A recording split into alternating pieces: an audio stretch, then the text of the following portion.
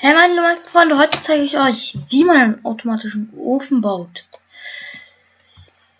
Dazu gehen wir jetzt einfach mal in dieses Haus hier rein, das ich schon aufgebaut habe. Die Sachen, die ihr seht, haben einen anderen Video dran. Ihr seht, was ich hier reingelegt habe.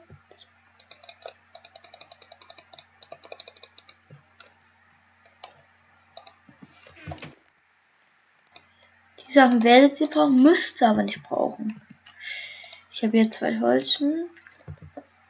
Da seht ihr es. Brauche ich. Das. Sowas werde ich heute mit euch bauen. Dazu gehen wir jetzt mal ein Stückchen hinter den Turm. Den werde ich dann, von dem werde ich heute noch ein Video machen, aber das kommt später raus als heute. Obwohl.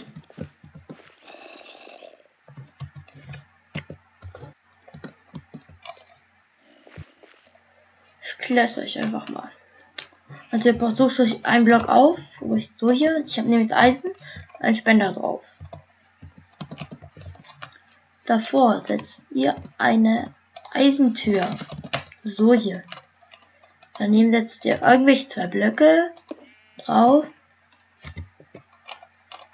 Und dann tut sie hier einfach das rein, was sie haben. Also ich tue jetzt zum Beispiel Chicken rein. Dann drückt sie jetzt noch ein lang. Dann kann sie hier einfach alles rein tun. Ich tue jetzt einfach mal Hähnchenfleisch rein.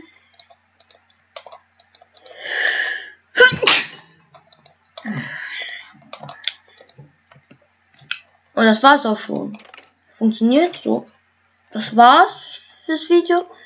Ich hoffe, es hat euch gefallen und ciao.